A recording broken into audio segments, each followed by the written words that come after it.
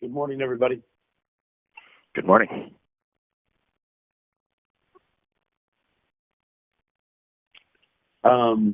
Just before we start, I want to really commend Wolf Blitzer and the Situation Room team on yesterday's interview with Nancy Pelosi, which I think was a hallmark of what we can and what we should do. It was really excellent, and for those of you who did not see it, I would highly recommend that you take a look. Obviously, a lot going on, but I continue to believe that the focus is the resurgent coronavirus. And so with that, I want to start with Matthew. Good morning, Jeff. So I think the CNN map says it all. There is no green there, no region escaping the surge right now. All the key indicators keep going in the wrong direction, that is to say up.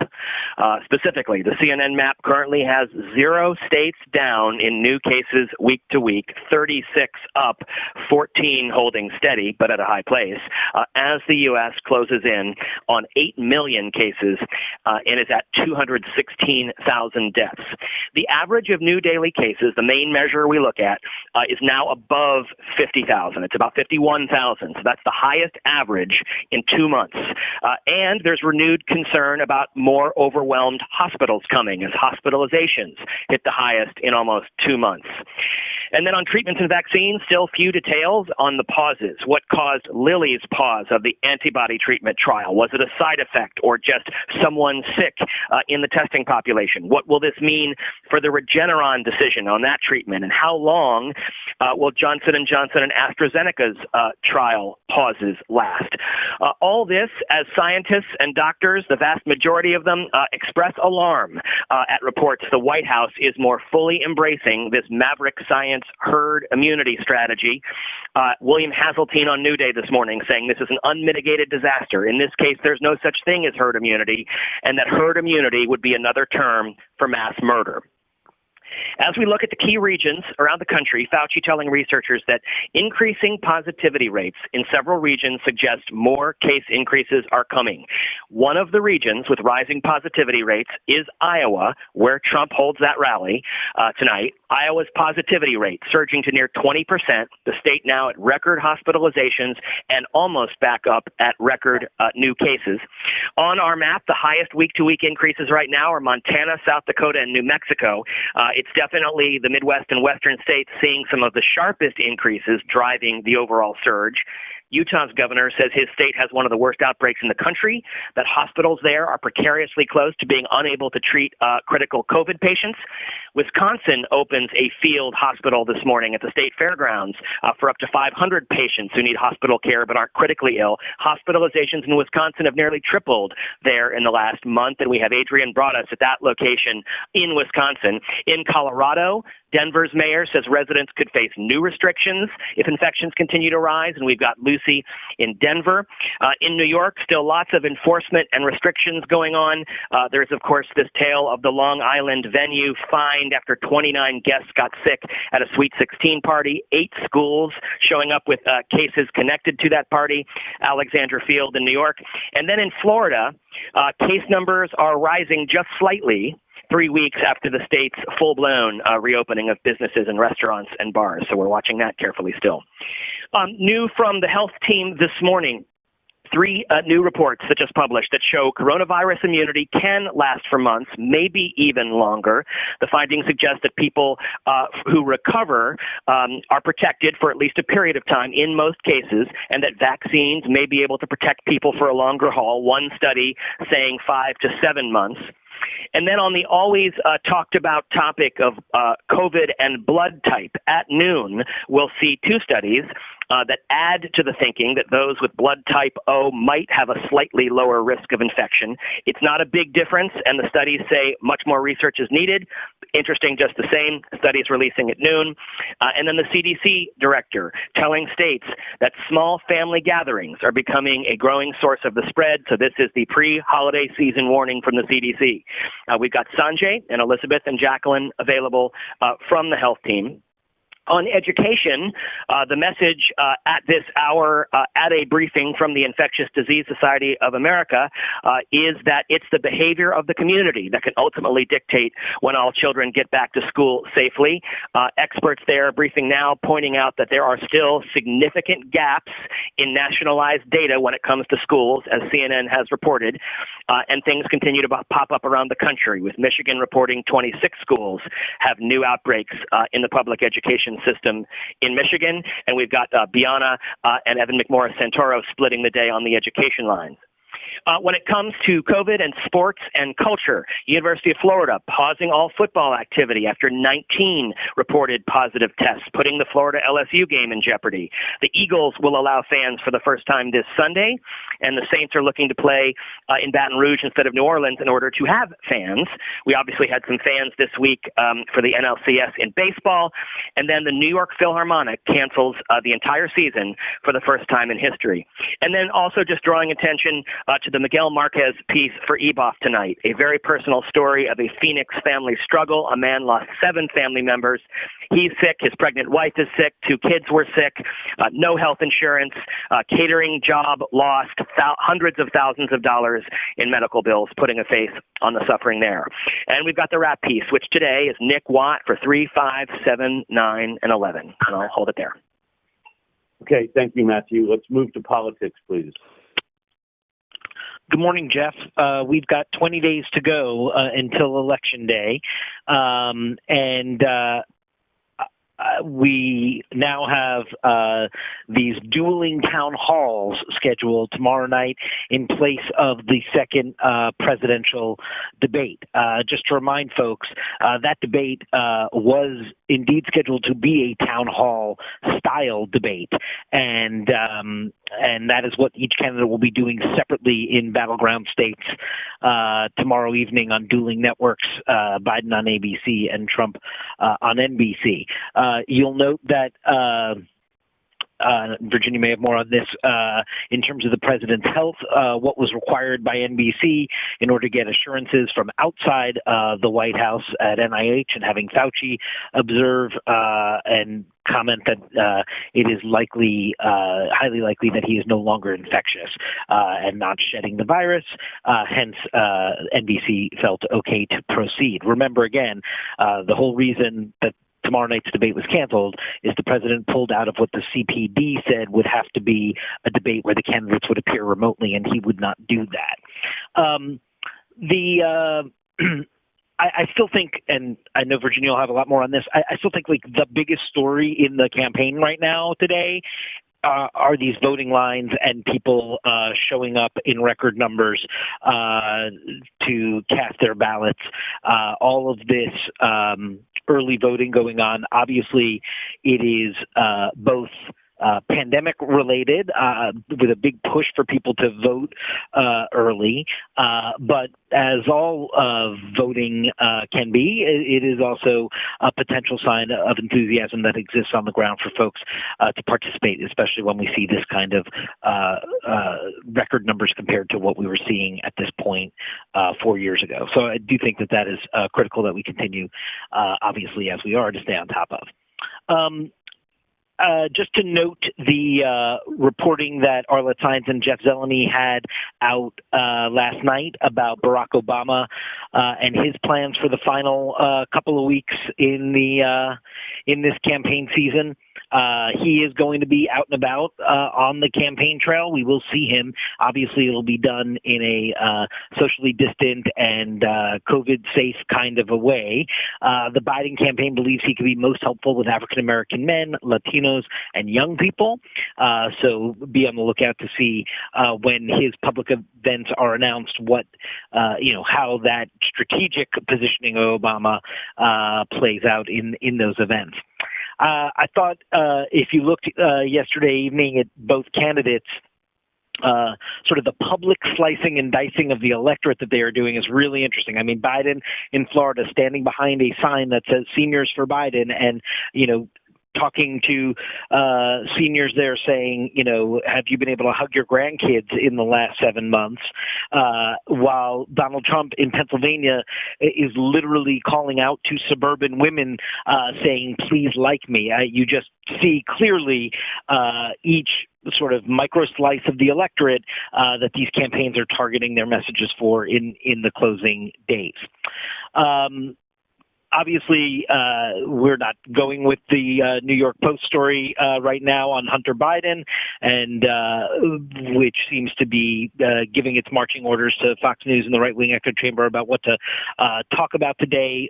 But Arlette does have inquiries into the campaign who right now are not engaging in this or offering any kind of statement. Obviously, Hunter Biden's lawyer is quoted in that New York Post piece, and we'll just continue to report out. This is the very stuff that the president was impeached over. This is the stuff that Senate committees looked at and found nothing wrong in Joe Biden's interactions with Ukrainians, and now having an email that perhaps there was a meeting with someone from Burisma is it seems Rudy Giuliani's sort of dream-a-vision of how to throw stuff at the wall in these closing days of the campaign. I do also think, though, it is a reminder just what a different political environment we're in and how you could imagine a story like this would have had a totally different kind of life absent all things Trump and COVID, and a frontrunner like Biden would be batting away constant stories like this in a way that he just doesn't appear to have to do in this environment and where he is right now. So we'll let you know more if the Biden campaign has any reaction to that.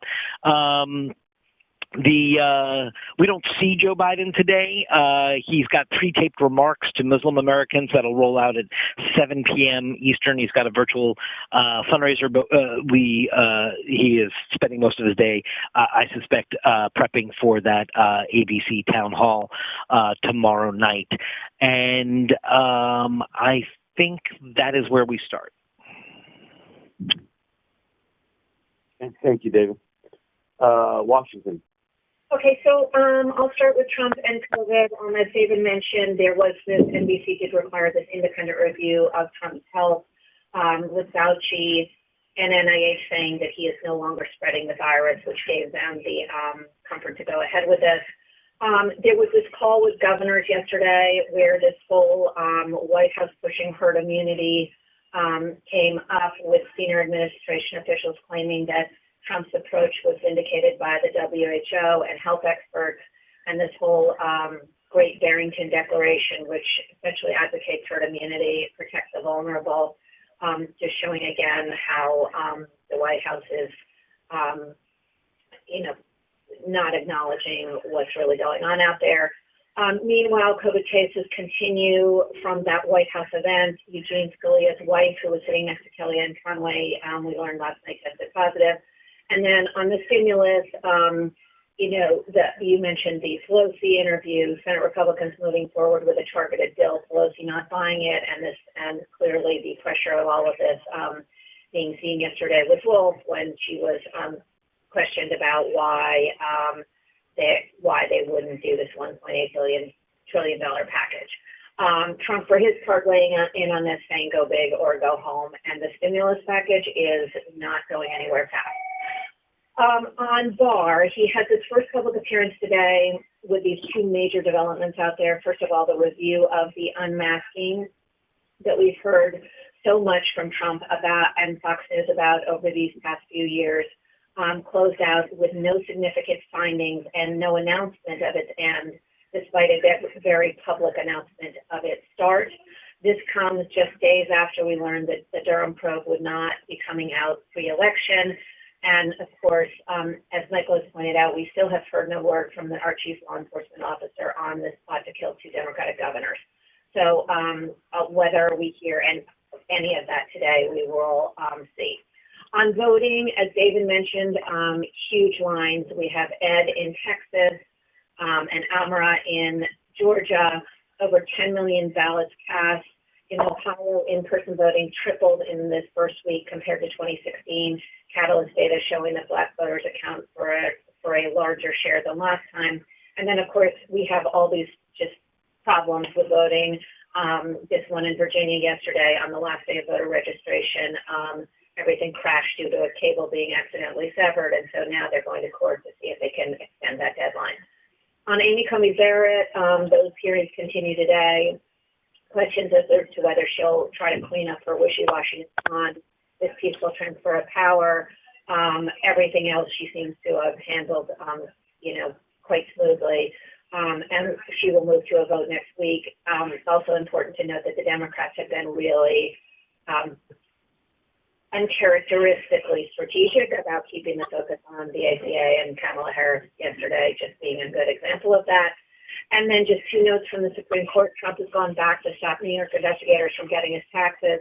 And the Supreme Court also granted this request from the Trump administration to halt the census count while the appeals plays out in lower courts. And that's where we stand. Okay, let's open it up to thoughts on COVID, Trump, White House politics, anything people want to talk about.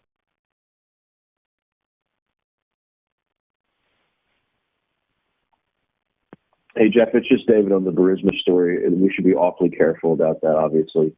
But I do think there's a media story of what in the world are Maggie Haberman and Jake Sherman doing retweeting that story.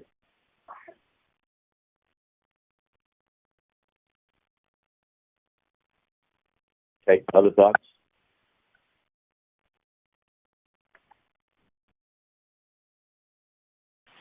Yeah, I just wanted to ask, are we trying to report it out? The guidance right now is not to do anything, not to report anything, not to tweet anything until CNN gets its own reporting on this issue included through the triad.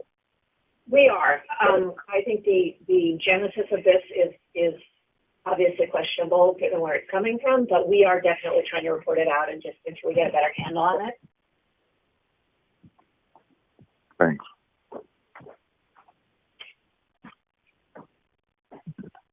I just also want to point out the sort of whole birth story of that story seems really odd and unlikely. I mean, we have a story coming from Investigative about Bannon creating an entire COVID thing that caught on online and then in the media that was all completely made up, like completely fake.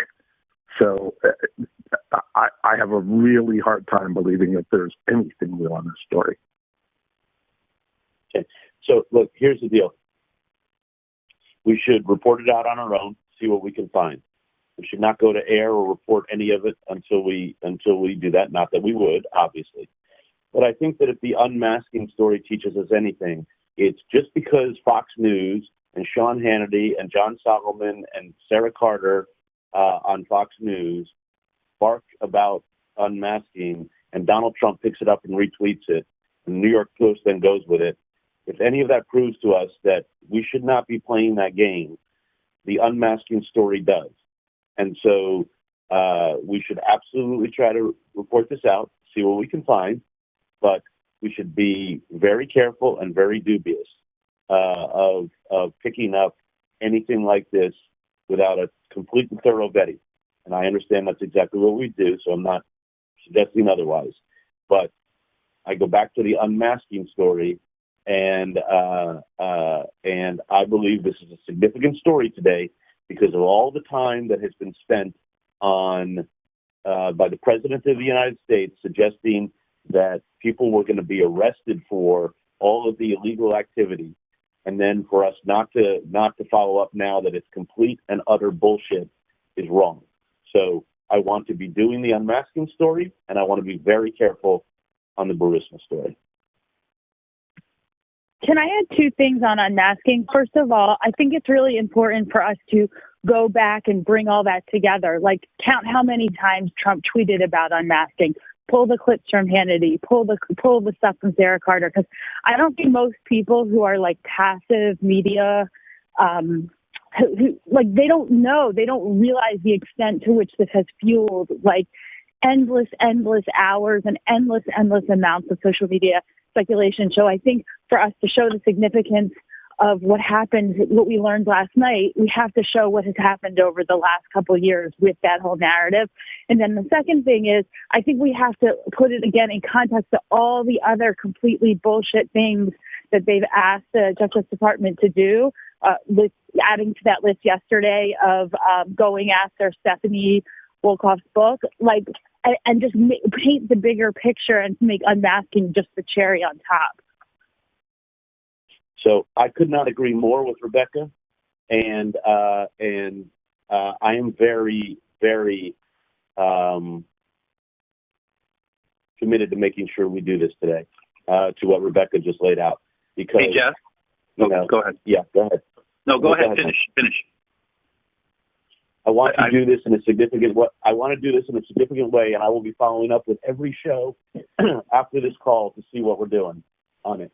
Okay? And I will be following up with Washington to see what reporters are assigned to do it, and with digital to see how we're handling it on digital. I am very serious about this. Go ahead, Michael. I just wanted to add, Rebecca took a lot of words right out of my mouth, and you're seconding that. I just want to add, I think one of the problems here in terms of how we see this is the word unmasking. And that's the headline, like unmasking case shows there's no report and no whatever. You have to stretch it out to say that the president accused President Obama, literally President Obama, but also his team, of spying on his campaign. He said that the president of the United States, the former president, should be arrested, that his opponent in this election, the former vice president of the United States, should be arrested. He called out on Bill Barr in an interview or somewhere last week or 2 weeks ago that if they're not arrested, then Barr's in trouble or isn't doing his job. I'm very disappointed with him that he hasn't arrested them already. I think he used words like treason. I think you have to stretch it out just beyond unmasking and Rebecca used the word context. That's the really key thing. The headline really shouldn't be unmasking no report. It should be the president's allegations of treason against the former administration and spying on his campaign, and then doing all these sort of super secret, horrible things behind the scenes to facilitate all of that, et cetera, is all BS. No, nothing to see here. I just think we can't get stuck just with the word unmasking. First of all, people have no idea what that is. You have to really explain it. It should be part of the story, but I think the headline and the face of it should be a much bigger, broader context of what this was. Don't just focus on the unmasking investigation, because then people are like, what? I don't know what that is.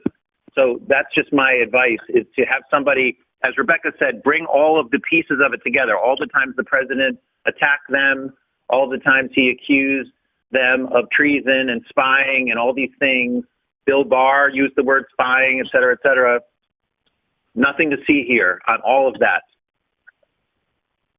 Okay, the Washington Bureau informs me that no show has asked for a story on unmasking, so I'll leave it to each of the shows to fix that in the coming minutes.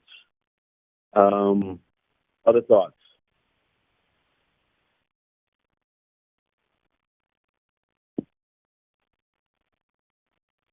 Okay, I think a couple additional stories that I think we should be focused on that is related to what we were just talking about. And Virginia said, I think there's 2 Bill Barr appearances today publicly. Is that right? The big one's this morning. I don't know about the second one. Okay. So the question is, where is Bill Barr on all of this? He said nothing about this. He said nothing about the 2 kidnapping plots. Where is Bill Barr? And I think we need to follow up on that. Obama is doing his first thing today for Biden with the Pod Save America podcast. We need to pay attention to that. And I'm interested in a story, certainly maybe an opinion piece for digital. Maybe it's best for Smirkanish this weekend. But, you know, what we've seen on display, whether or not there should be an age limit for political office, certainly for Congress. You know, we see Pelosi yesterday, we see Grassley, Leahy, Feinstein.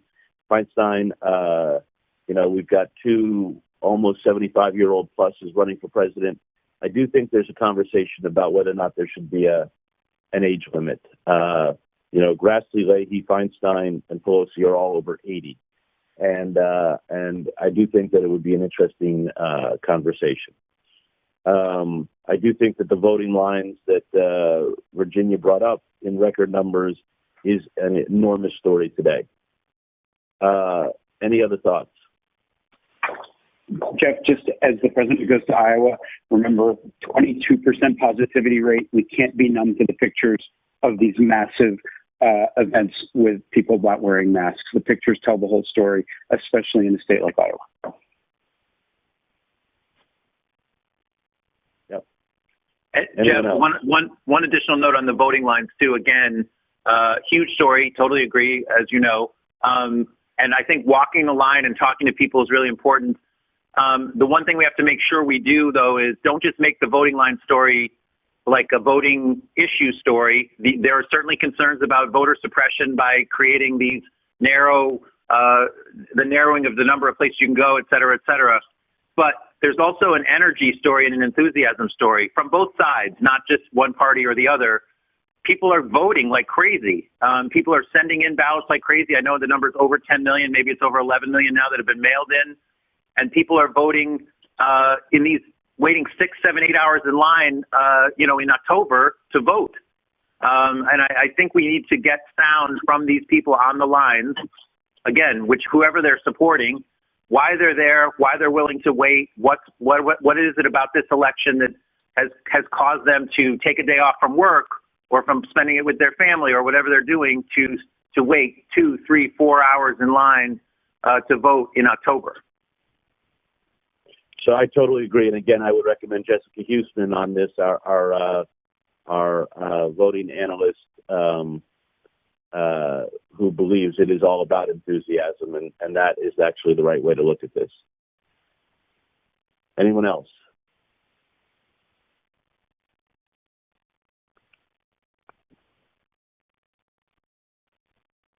Matthew, the rest of domestic, please.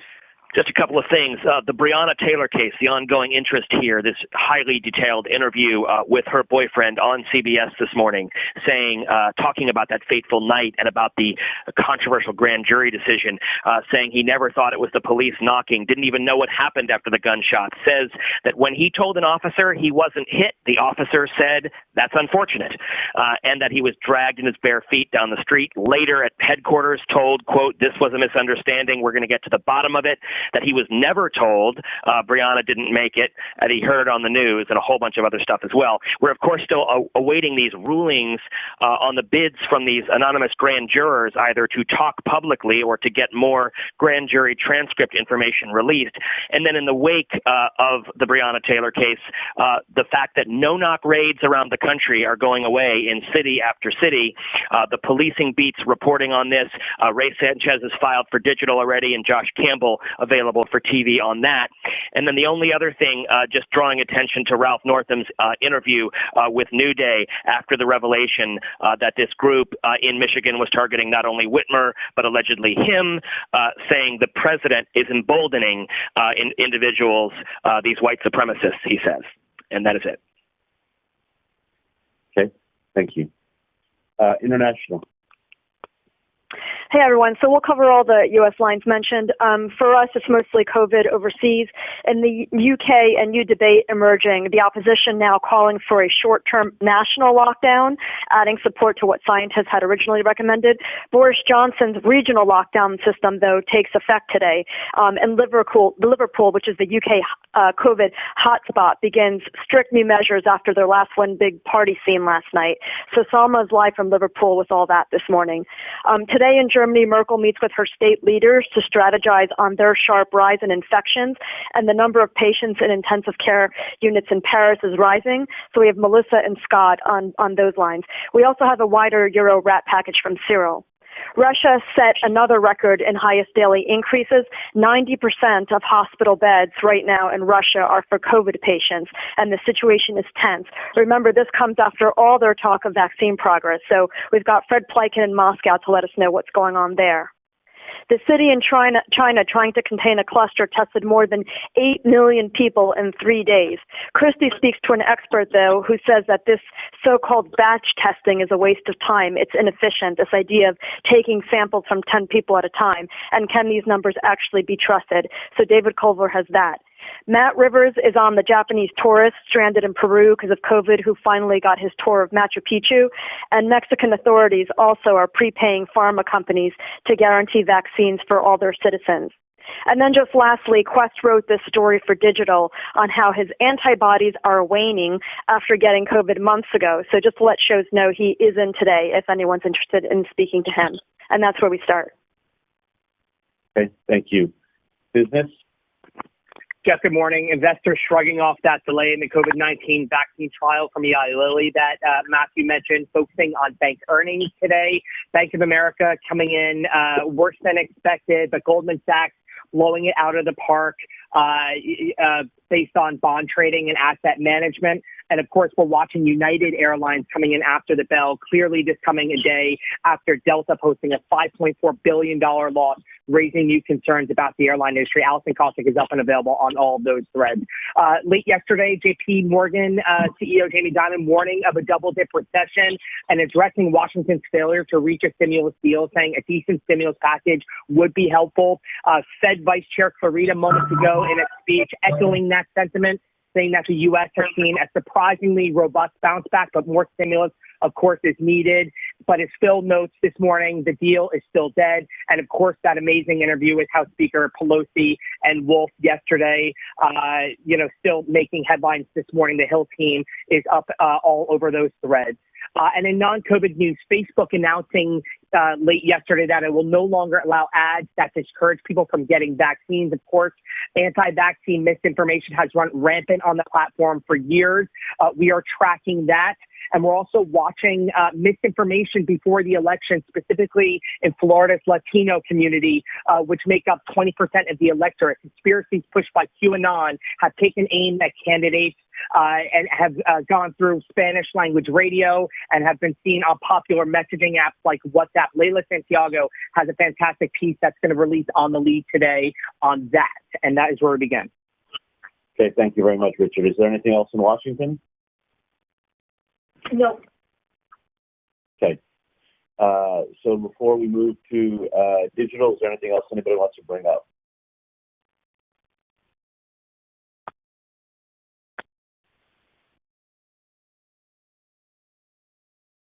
Digital.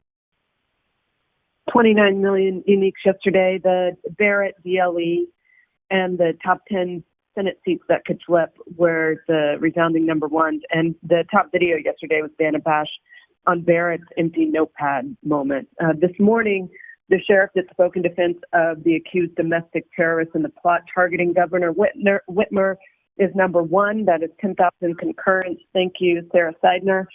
And then it's rare that just a standalone video is in the top five, but we have that this morning with Wolf and Pelosi. And that was actually number one overnight. Now it's a strong number two this morning. Another top video I should mention that's in the top 10 is Mary Trump on with Don last night. That's doing really well too. What else this morning that is doing well? The small household gatherings that are helping drive the surge of U.S. cases. So that's our COVID main bar. The trash bags of undelivered mail found outside a postal worker's home in Pennsylvania.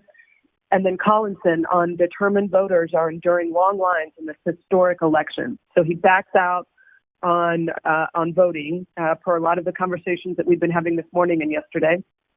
And then he does also call out in that piece in the third graph that another one of the president's many misinformation efforts is claimed that the Obama administration spied on his team suffered a massive blow. And then we do have a separate on that as well, just calling out the post reporting and how Republicans have been hyping this for months and it fell flat. So we will stay on that, more to come.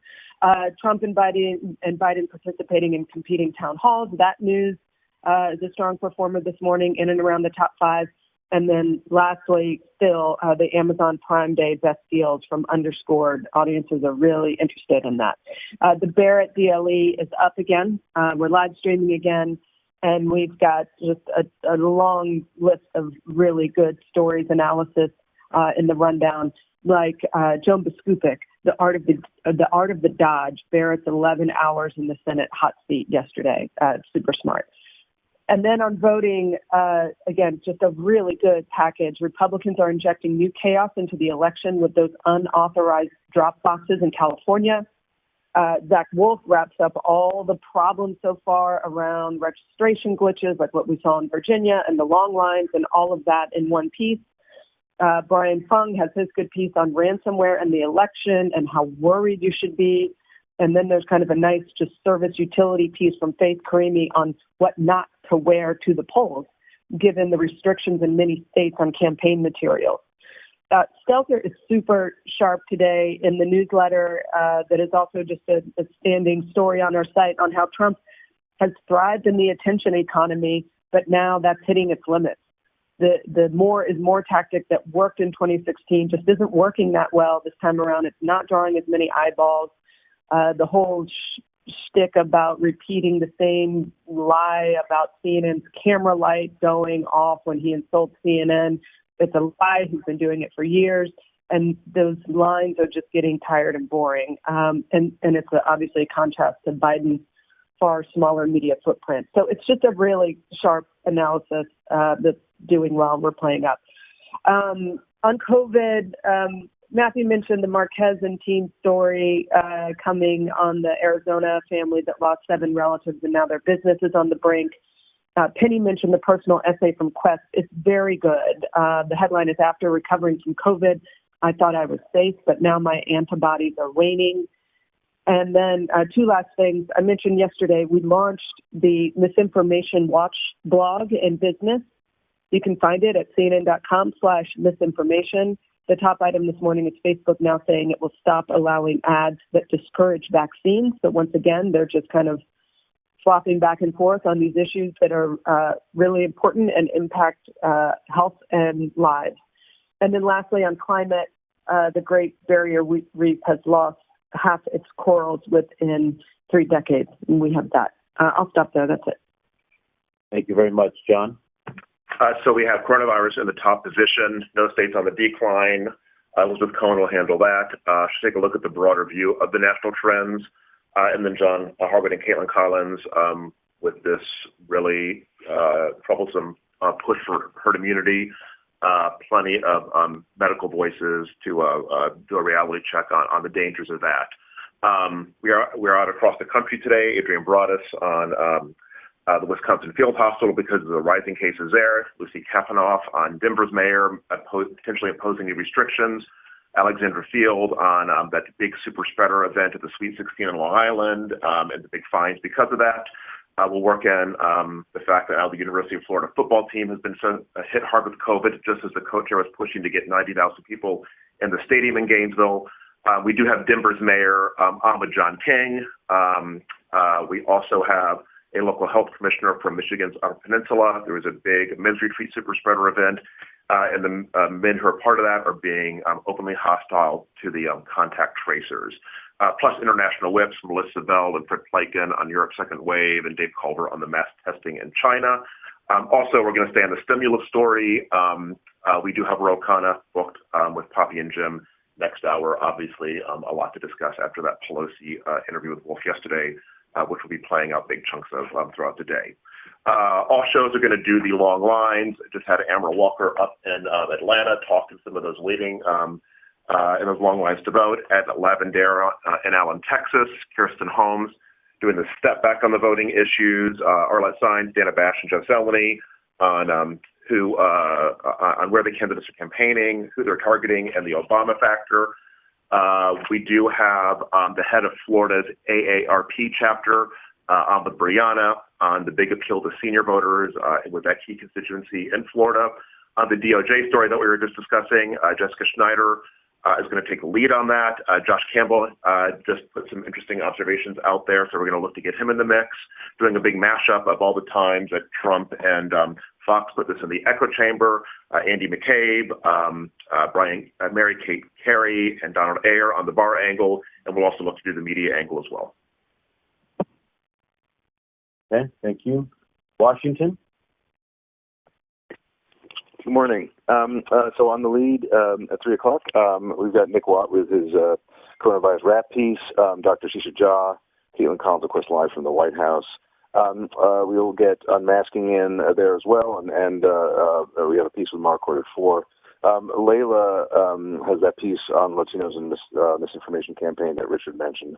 And if we can fit him in, we got Dr. William Schaffner as well. And then at 4 o'clock, Sanjay, Caitlin has a package, and then Pamela Brown, of course, has her voting rap, one voting piece. We've got Evan Perez. We've got possibly, if we can fit him, Dick Durbin on the hearing, but we'll see. And as I mentioned, Mark Court with his unmasking piece there.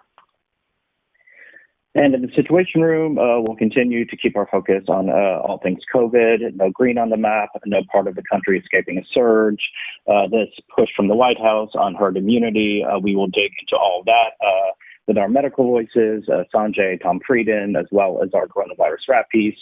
We'll see if the president takes questions as he leads first rally this afternoon. We'll also monitor President Obama's appearance on Pod Save America, see what news he makes there. We will also, of course, be highlighting with reporters, Jessica Schneider, I believe, as well as bookings, Andrew McCabe and others, the big nothing of the unmasking investigation, the Amy Coney Barrett hearings. We have Blumenthal booked to talk about what comes out of that today. Voting lines will be a big story for us as well. We have Harris County Judge Lena Hidalgo booked to talk about the long lines Houston voters are facing. And we have a Dana Bash piece taking a look at whether or not Trump can repeat his success with rural voters in Pennsylvania. And that's where we start. Okay. Thank you. Does anybody else have anything they want to bring up?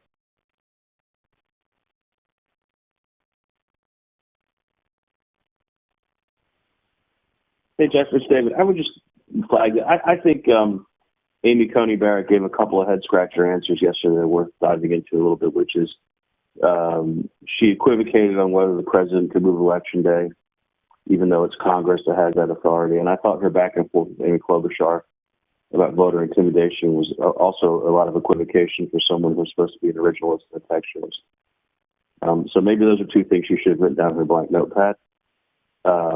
But I think it's worth going back to those because those are strange answers to me.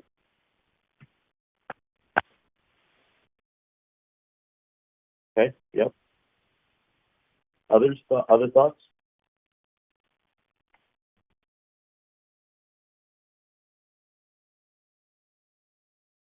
Anyone else? Have a good day, everybody. Thank you. Bye-bye.